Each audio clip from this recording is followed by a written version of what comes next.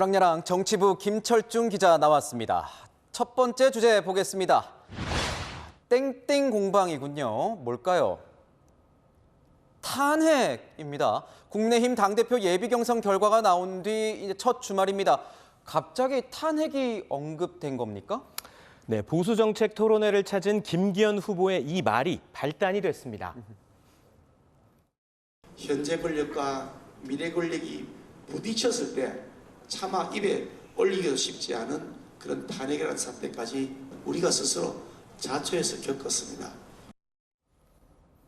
대선 주자인 안철수 후보가 당대표가 되면 당내 분란이 커져 윤석열 대통령 탄핵까지 이어질 수 있다고 주장한 겁니다.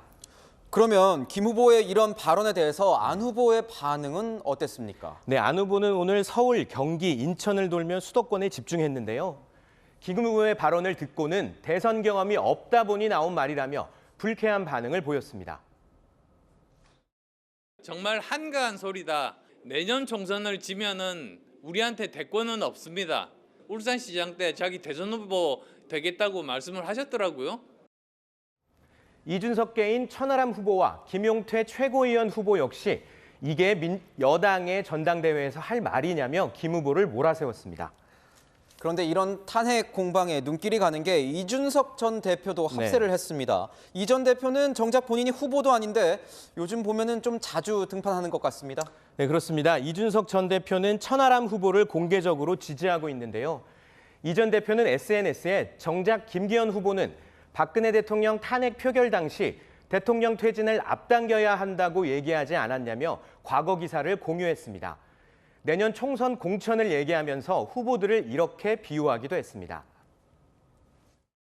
김기현 후보는 아마 그 문을 장애물에 비유한다면은 자동문 정도, 안철수 후보는 회전문 정도, 그 천하람 후보는 도어락 정도 달린 문이 될 것이다. 결국 윤심에 신경 쓰는 김기현, 안철수 후보 모두를 비꼰 셈입니다. 그렇군요. 두 번째 주제 보겠습니다. 선택적 침묵. 이번 주 국민의힘과 민주당 모두 중요한 판결이 나오지 않았습니까? 그렇습니다. 먼저 국민의힘 소속이던 곽상도 전 의원.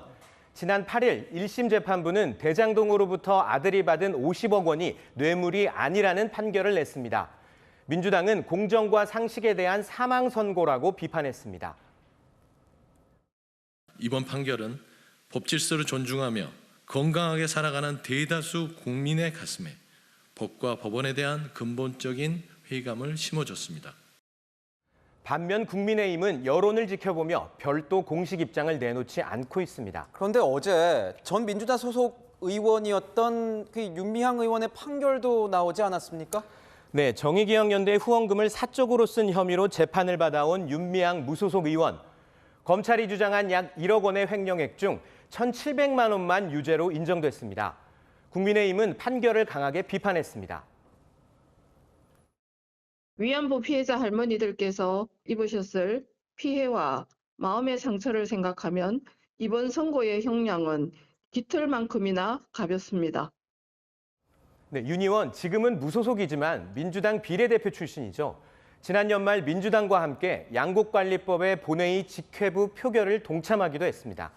민주당은 윤 의원 선고에 아직 공식 논평을 내놓지 않고 있습니다.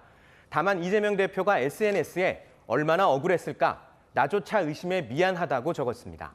저렇게 적었군요. 사실 두 판결 모두 국민법 감정, 국민의 법 감정과는 좀 어긋나는 부분이 있는 것도 사실인데 재판부의 설명은 뭡니까?